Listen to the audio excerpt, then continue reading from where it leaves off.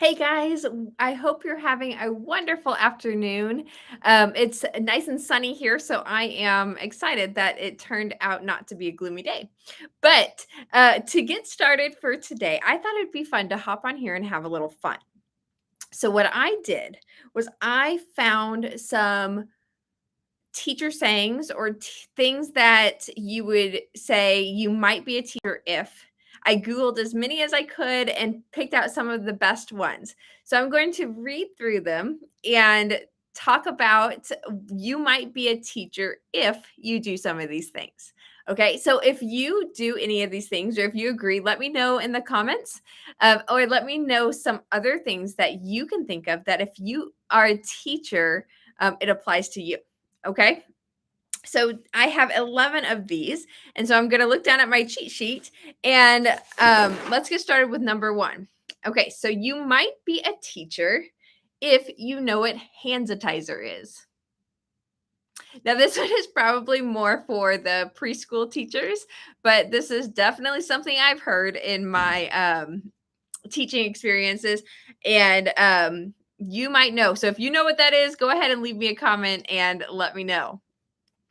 Number two, you might be a teacher if you consider going to the bathroom as your break. Okay, so if you've been a teacher in the classroom, you know that when you actually get a break in the classroom, that most of the time you are using that break to do other things. So for me, my break was always spent getting things ready for the end of the day for the kids to go home, making sure folders were filled, making sure the room was clean and ready to go. And so, little trips like this to the bathroom or to grab things can definitely be considered a break if you're a teacher. Okay, number three, you spend your summer pinning new ideas that you may or may not use in the future. I am very guilty of pinning ideas or trying to save ideas of things that I want to do in the classroom. And then sometimes I will put them into practice, but then a lot of times I just love the idea and then I never get around to actually doing it because we have so many other things to do. So you might be a teacher if you spend a lot of your free time or your summer pinning new ideas that you may or may not use in your classroom.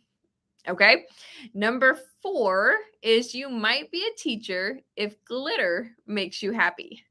Okay. I am guilty of this. I love using glitter. The messier the art project is, the more fun it is. I know there's teachers who don't love to get as messy or use glitter or things in their classroom, but for me, I loved it and I always just felt like it could be cleaned up later.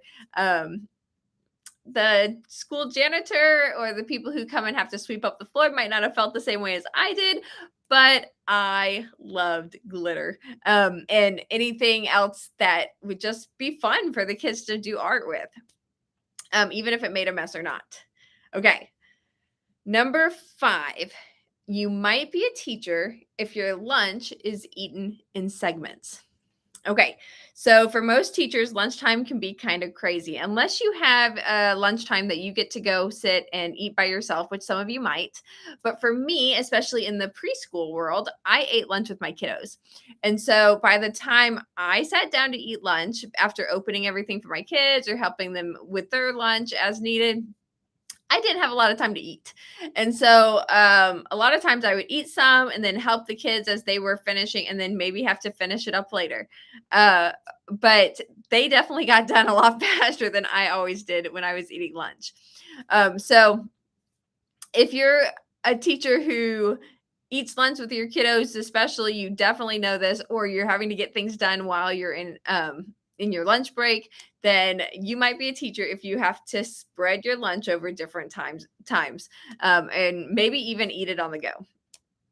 Okay, number six, you might be a teacher if you never throw anything out because you might need it 30 years later for an art project or an activity you decide to do later on. I am so guilty of this. There are so many fun things that you can do with your kiddos that you see something, you're like, oh, I can use that in my classroom. And then I tend to a lot of times just never go back to it because again, there's so many things to do. but I am so guilty of hanging on to things so that I can use them because I think it'd be cool to use them in an activity or an art project later on and then never go back and use it.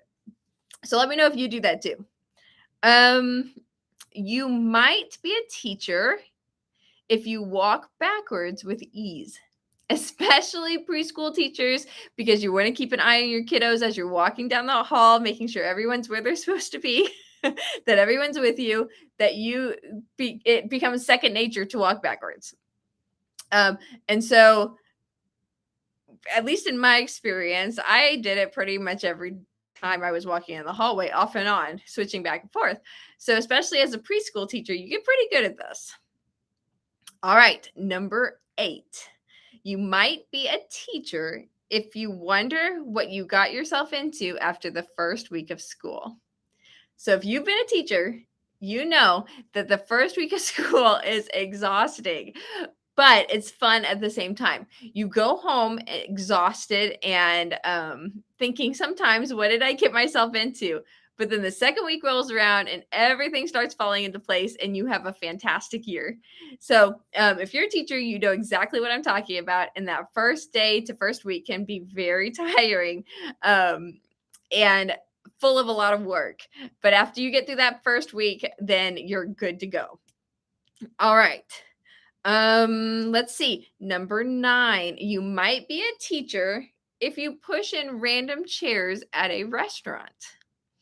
All right, so that habit of just kind of cleaning up after your kids as you go throughout the class can easily be transferred over to your home life as well. And I'm sure it's not just with chairs. So let me know in the comments if there's anything that you do at home that you're doing in the classroom because you're still in teacher mode when you get home or over the weekend. Um, all right, so number 10, you might be a teacher if you can carry 4 to 5 large bags at the same time. I got pretty good about carrying bags, boxes, anything that I was needed for the day, and you just carry your bags and you stack them all on, and then you don't want to make 2 trips if you can help it, so you carry it everywhere you go, in and out of school, as many bags as you can carry at once. And if you're a teacher, you have multiple bags a lot of times carrying in supplies or projects or anything that you need for the day. So you get pretty good about carrying multiple bags at the same time.